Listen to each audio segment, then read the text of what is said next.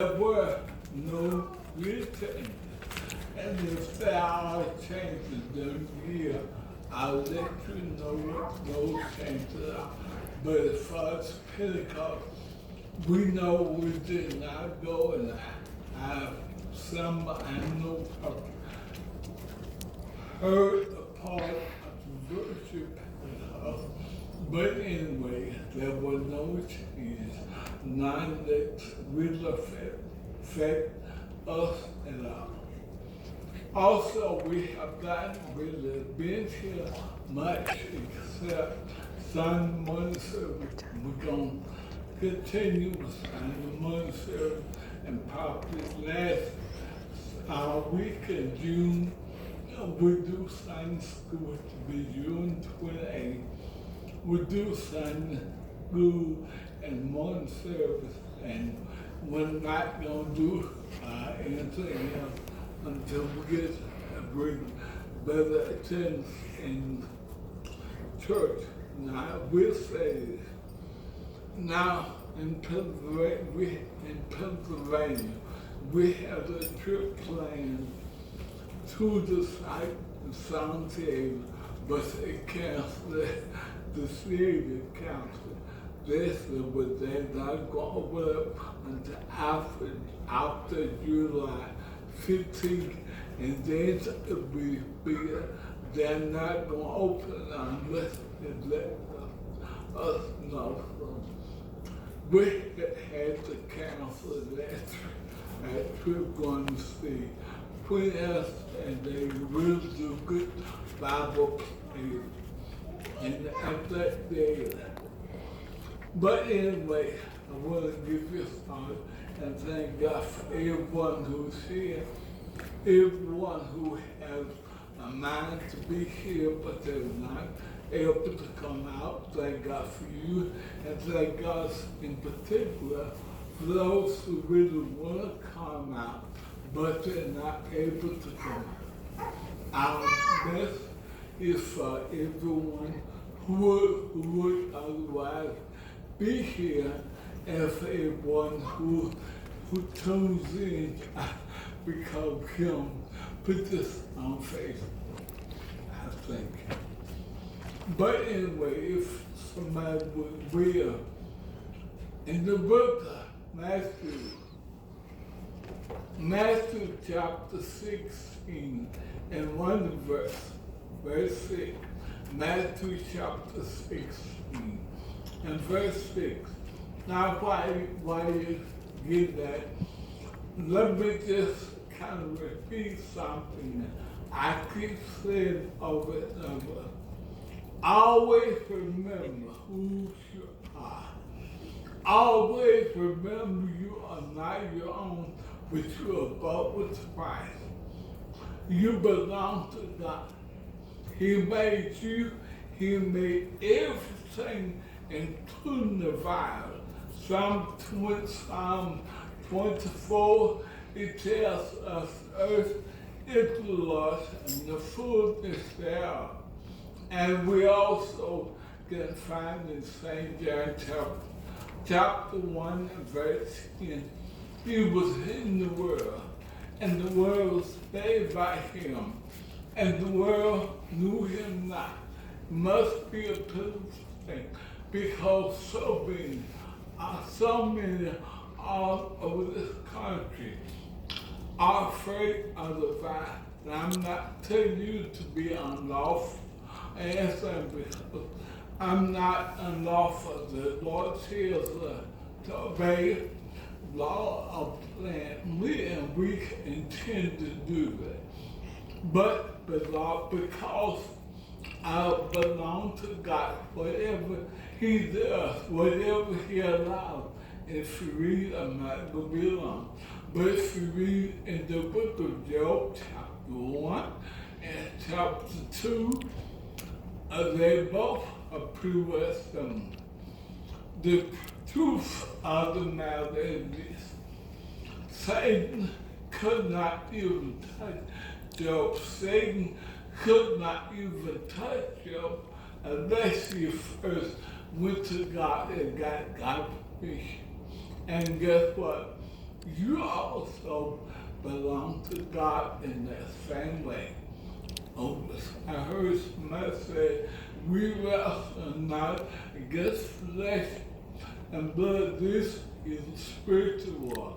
And I always let the world know that you belong to God. And you're not afraid of anything that might perceive because you belong to God. In the book of Matthew, chapter 16,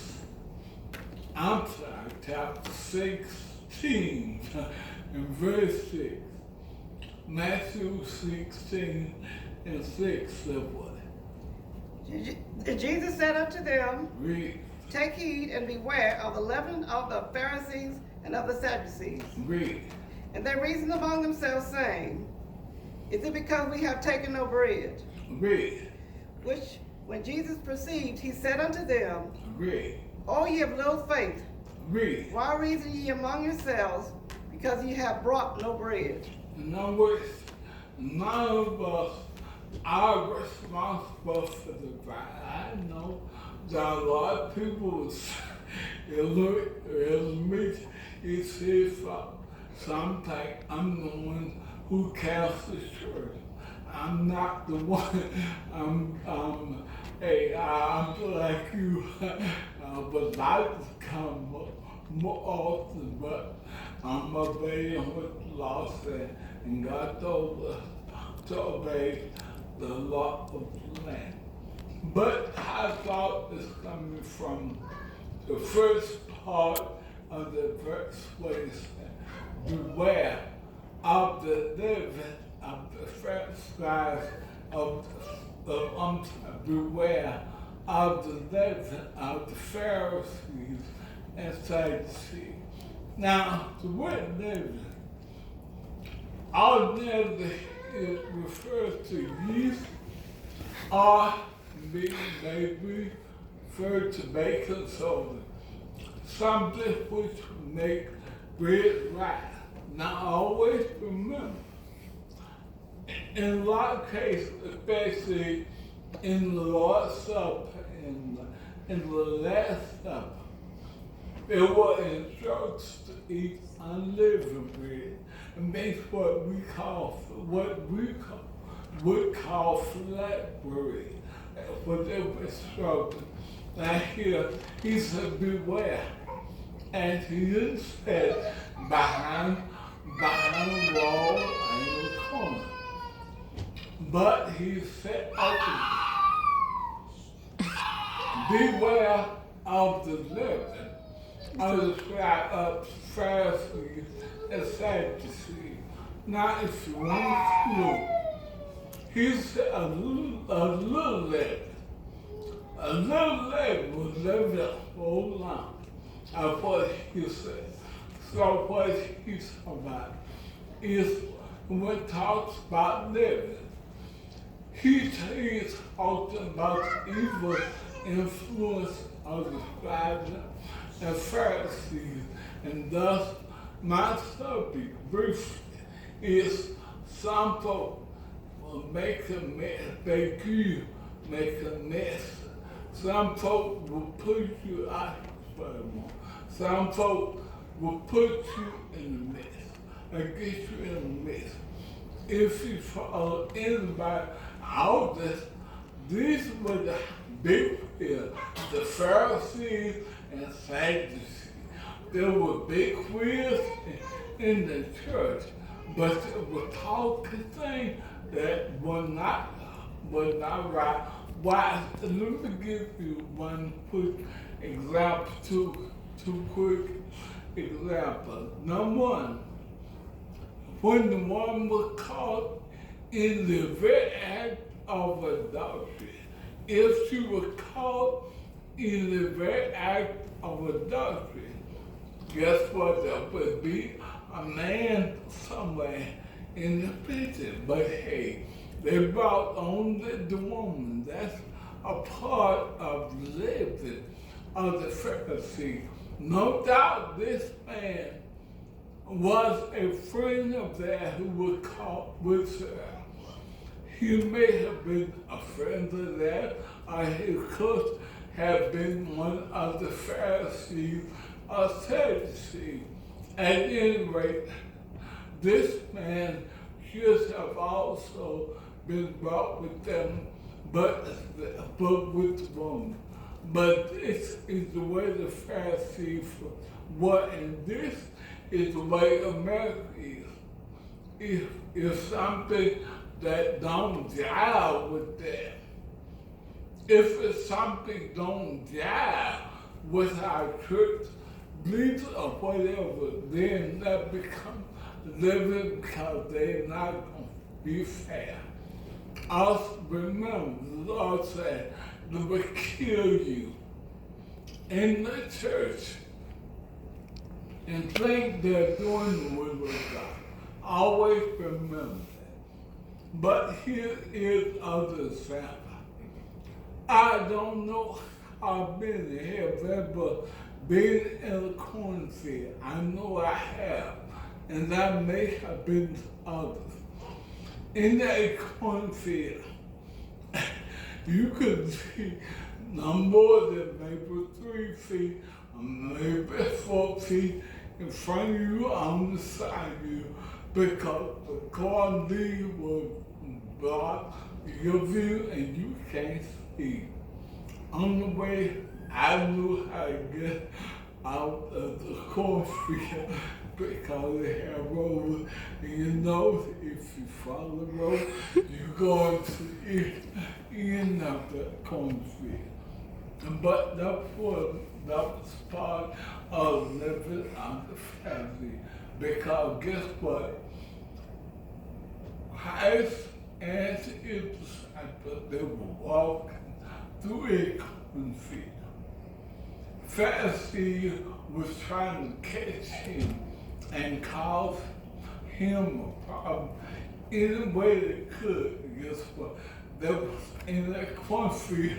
They must have been hid, or they were hiding behind, coming behind him, whatever. But they said, yeah, your disciples, they eat and they don't wash their hands. But guess what? That was a rule made up by the Pharisees, not in dichotomy. It was a rule made up by the Pharisees. Our law said, beware of the living of the Pharisees and Sadducees. Against some folks may trip. Or if some folks been a member of the Holy Church a long time, they say, you better be careful. And that virus, you get sick now. Having the virus, you might die. Well, I'm going to tell you a foot right here. You're not going early, you're not going late. And when God calls you, there you go. Again, this joy I have, the world didn't give it to me. The world didn't give it, and guess what? The virus can't take it away. I could say, like the Hebrew boys said, the God that we serve, he is able. But if he don't deliver us, we're not going back down. What I'm trying to get, they will try. He'll try all he can to find you. And he'll try to find all that don't understand the virus and how the virus works and all, but I'm saying this to you and then I'm gonna move on. It's something about this situation that you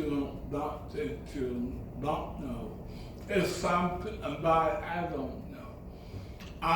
The mayor couldn't do anything about it. Governor couldn't do anything about it. Even the president, he couldn't do anything about it. It was a why pandemic getting a little bit better now. But I will tell you that God would want to care. I don't care what effort you make. I mean, you may raise your hand, you may abuse the man, but if God had not kept you, guess what? You would pull out in front of a truck. See, you don't die one way, you go another way. And you're here by the grace and mercy of God. But now some folks make a big have you afraid of your own shadow. They really will. So understand you belong to God. And nothing can help you without God's permission. And suppose it does happen, even if it does happen, God can heal you, He can deliver you, so beware of the living of the Pharisees. How God is the one who kept you. And if He kept you then, He'll keep you in the future. So always remember, you belong to God. Always remember, you belong to God. Always remember, I understand. Always remember, you're God's property. You are not your own. You bought with Christ. Always remember, in the midnight hour, you could say, Lord, have mercy on me. Guess who will be right there? Nobody but Jesus. And finally, remember when Elijah was not coming. Elijah said,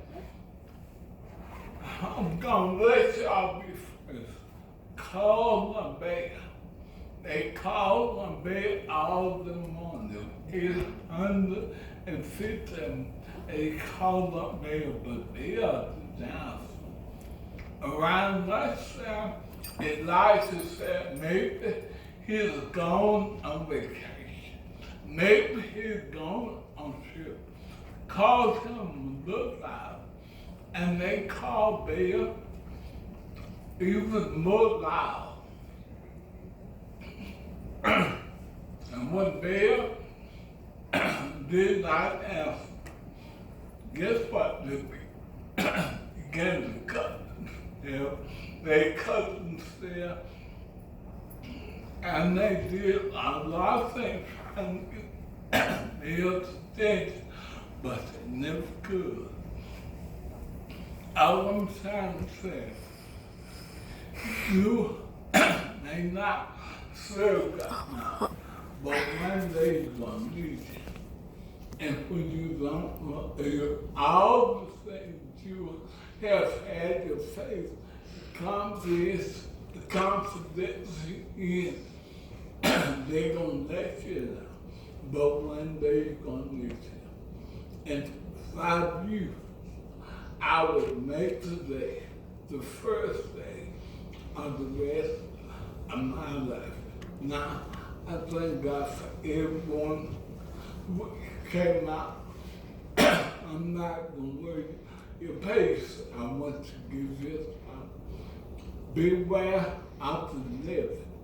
And then who said to you, be careful, because I'm telling you, live holy, and God will take care of you. You're not your own, you went wrong. With Christ, you belong to God. He will take